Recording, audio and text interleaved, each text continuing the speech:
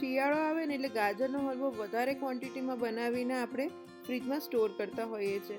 પણ ક્યારેક મહેમાન આવવાના હોય કે તમે કદાચ પહેલીવાર ગાજરનો હલવો બનાવતા હોય કે પછી પ્રસાદ માટે ગાજરનો હલવો બનાવવો હોય જ્યારે ઓછી ક્વોન્ટિટીમાં, તો અહીંયા આગળ પરફેક્ટ માપ સાથે ગાજરના હલવાની એવી રેસીપી મેં શેર કરી છે કે જે બનાવતા 10 મિનિટથી વધુ નહીં થાય અને તમને 4 માણસ માટે 4 સર્વિંગ ગાજરનો હલવો તમે ફટાફટ બનાવી શકશો. તો ચલો જોઈએ ગાજરના હલવાની ઇઝી રેસીપી.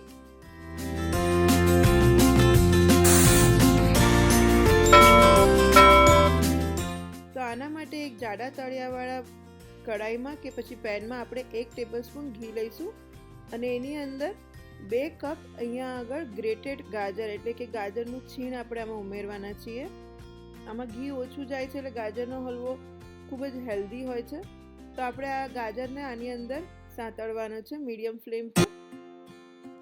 આપણે આજકાલ રેસિપીઝ જોઈએ છીએ જેમાં ગાજરને બાફીને કુકરમાં અને એને પછી મેશ કરીને ગાજરનો હલવો બનાવવામાં આવે છે.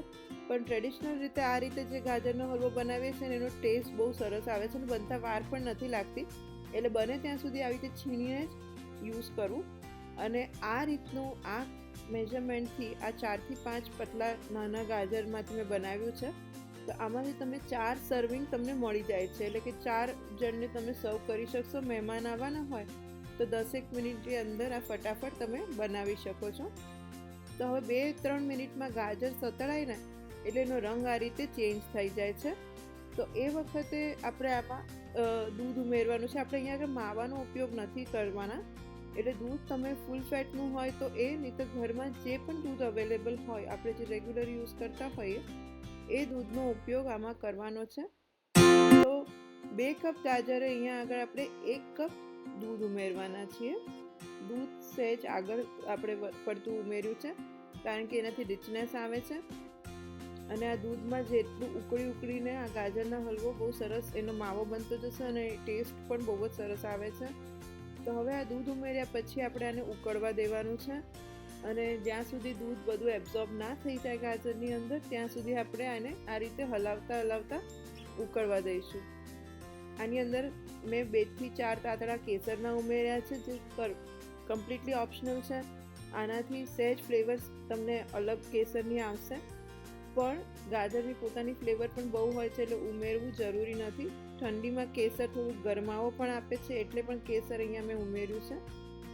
તો હવે તમે જોઈ શકો છો કે જેમ જેમ આ વધારે ગરમ થાય છે એમ દૂધ અંદર એબ્ઝોર્બ થતું જાય છે. દૂધની ક્વોન્ટિટી ઘણી ઓછી થઈ ગઈ છે. તો હવે ઘણું જ દૂધ જ્યારે ગાજરની અંદર એબ્ઝોર્બ થઈ ગયું છે તો આ ટાઈમે આપણે આની અંદર ખાંડ ઉમેરવાની છે. તો અહીંયા આગળ 2 કપ ગાજરે આપણે 1 કપ દૂધ ઉમેર્યું છે અને 5 કપ આપણે અહીંયા આગળ ખાંડ ઉમેરી છે એટલે કે 4 ટેબલસ્પૂન ખાંડ ઉમેરી છે. તો આ માપે આપણે બનાવવાનું છે.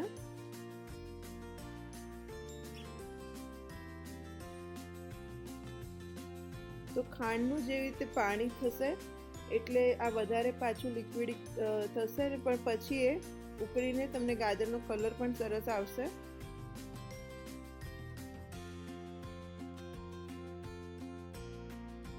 તો તમે જોઈ શકો છો આમાં ખાંડનો ઉપયોગ પણ વધારે નથી થયો. હવે આની અંદર આપણે અડધી ચમચી એલચીનો પાવડર ઉમેર્યો છે. એ પણ ઓપ્શનલ છે. જો તમને એલચીની ફ્લેવર ના ભાવતી હોય તો તમે સ્કીપ કરી શકો છો.